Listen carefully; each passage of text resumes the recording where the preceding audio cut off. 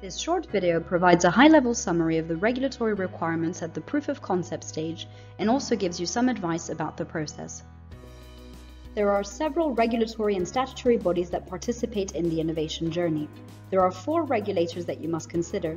The Information Commissioner's Office is responsible for upholding data rights and enforcing the Data Protection Act and the General Data Protection Regulation. The Medicines and Healthcare Product Regulatory Agency ensures that medicines and medical devices meet the standards of safety, quality, and efficacy. The MHRA oversees the notified bodies that ensure medical device manufacturers comply with regulatory requirements before placing their devices on the market. They also have the responsibility for post-market surveillance of drugs and medical devices. The Health Research Authority regulates health research in the UK. The HRA ensures that research is ethically reviewed and approved. You must contact the HRA if you're doing a research project which requires medical data. The Care Quality Commission polices the quality of care of services in England. The CQC ensures that patients receive effective, high-quality care. They also inspect, rate, and monitor services. They might fine or even prosecute providers that do not meet the standards. There are also several statutory and arm's-length bodies that perform specific functions such as issuing guidance, monitoring compliance with the law. There are 4 main bodies that you must consider at this stage. NHS England and NHS Improvement set out the strategic direction and priorities for the healthcare system in England. They oversee the planning, commissioning and delivery of care services and support foundation trusts, NHS trusts and independent providers to deliver high-quality care. The National Institute for Health and Care Excellence issues guidance for health and social care practitioners, as well as metrics and standards for commissioners. The National Institute for Health Research is the largest funder of research in Europe. The NIHR works with universities and other key partners in the health ecosystem and provides guidance and supports for conducting clinical research.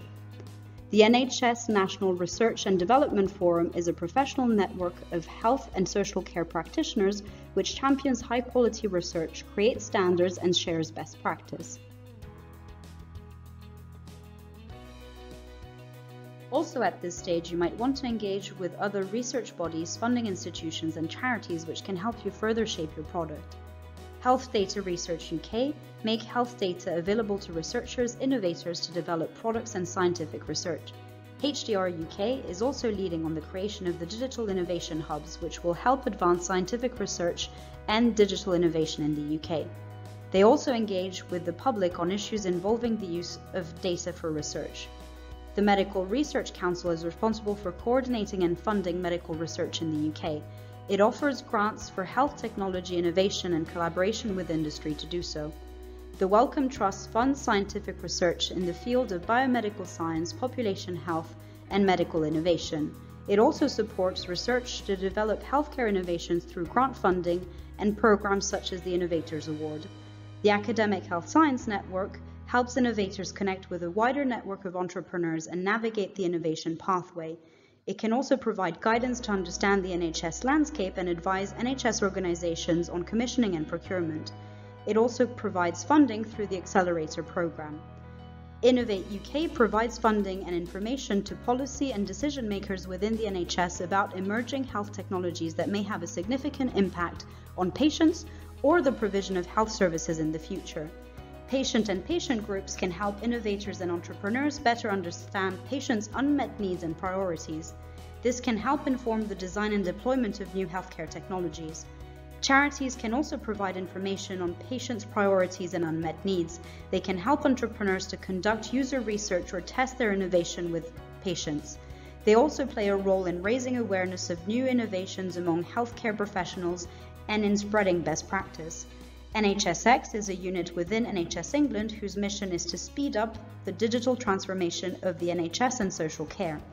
NHSX sets national policy for NHS technology, digital and data, as well as standards for user experience, information governance, and interoperability.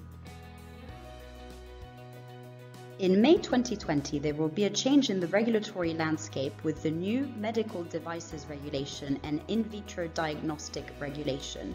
The MDR covers medical devices such as apps and software, reagents, appliances, and other articles intended by manufacturers to be used alone or in combination for human beings.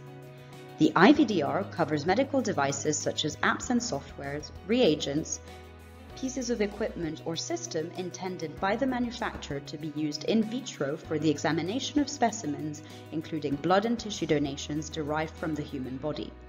The Medicine and Healthcare Products Regulatory Agency, also known as the MHRA, provides very clear guidance about the changes that will be introduced.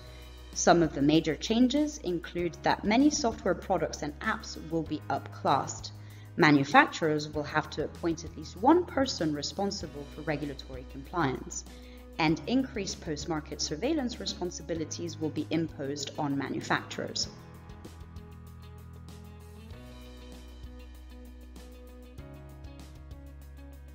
Depending on the type of device you're intending to build, which can either be a CE-marked device or a non-CE-marked device, you will need to undergo different processes. For a CE-marked device, you must first ensure that your product is effective and performs as intended. To do this, you might decide to test your product with users, conduct questionnaires, or do clinical research. A number of organizations like the National Institute for Health Research, HDR UK, and the NHS's Research and Development Forum can help you design and set up a clinical study. Notified bodies can also provide guidance at this stage. You might also consider partnering up with a university or other research institution. At this point, it is crucial that you consider how intellectual property rights will be apportioned to avoid issues in the future. You might also want to consult NICE's Pathways, an interactive tool which can help you navigate NICE's guidance on specific topic and access quality standards and tools. Also, if your research project involves medical data, it is crucial that you obtain approval from the Health Research Authority, who can also help you assess the governance and ethics of your project. Depending on whether your project is a medical device or an in vitro diagnostic medical device, you will need to provide different types of clinical evidence to obtain CE marking. If your product is a medical device, you will need to conduct a clinical investigation. For an in vitro diagnostic medical device, you'll need to do a performance evaluation. The aim of both processes is the same: to demonstrate the device complies with regulation and meets the essential requirements of safety and performance. The MHRA provides detailed guidance on how to go about conducting a clinical investigation and a performance evaluation. It is worth noting that in some very specific instances, you don't need to notify the MHRA of a clinical investigation or a performance evaluation. An example would be an NHS trust manufacturing a device in-house for its own patients with no intention to place it on the market. It is commonly called the in-house exemption, and it allows to innovate safely in a controlled environment. Finally, if you're planning to work with the NHS, you will need to consider NICE's evidence standards. These can help you determine the type and level of evidence you must provide for commissioning and reimbursement purposes. This is not a mandatory process, but following NICE's guidelines is advisable. The World Health Organization also issues best practice guidance on how to develop digital health products. NICE's online meta tool can help you understand the level of evidence needed to show your product's value to the NHS and identify any data gaps that may delay your product reaching the market. You can find more information on NICE's website. Different organizations can also assist you in identifying funding opportunities and connecting you with experts, as explained at the start of this video. For non-CE marked products, you will follow a similar process. You will still have to conduct preliminary research to evidence the safety and performance of your device, and might work with a university or research institution to do so.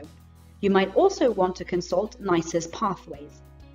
Don't forget that if your research involves medical data, you will need to obtain approval from the Health Research Authority. NHS Digital's digital assessment questions can help you understand whether your product performs well against a set of criteria, including complexity, clinical effectiveness, and data protection. You might also want to review the NHS's apps library, which includes a selection of NHS-validated apps. Finally, NHS Digital's clinical risk management standards set out further criteria relating to clinical safety. Even though the product will not be going through a CE marking process, you will still need to provide sufficient evidence to demonstrate the safety and performance of the product. In some cases, a clinical investigation might be required depending on the strength of your commercial claims. You might also consider abiding by NICE's evidence standards and the World Health Organization's guidelines. You can also use NICE's meta tool as explained earlier in this video. Different organizations like catapults and accelerators can help you identify funding opportunities and put you in touch with experts. This video is based on a research project that Reform did in collaboration with NHSX.